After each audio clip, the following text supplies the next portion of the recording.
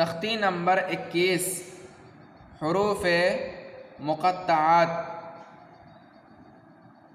یہ تختی نمبر 21 ہے اور حروف مقطعات. اصل میں مقطعات کا معنی ہوتا ہے کاٹنا، ایک ایک چیز کو الگ الگ کر دینا، اس کو کہا جاتا ہے مقطعات. تو دیکھیے یہاں پر اصل میں ایک ایک کر کے ہم قرآن میں پڑھتے ہیں. ایسے حروف جب آ جاتے ہیں ان تمام حروف کو ایک ایک حرف کر کے ہم ادا کرتے ہیں، اسی لیے یہاں پر مقطعات ذکر کیا ہے. تو دیکھیے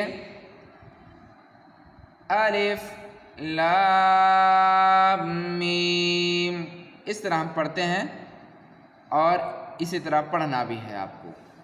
ایسا نہیں علم المس اس طرح نہیں پڑھنا ہے، بلکہ اس طرح پڑھنا ہے الف لام میم الگ الگ کر کے، پھر یہاں پر الگ الگ پڑھنا ہے الف لام میم صاد.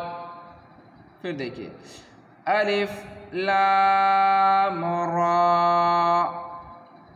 الف لام میم را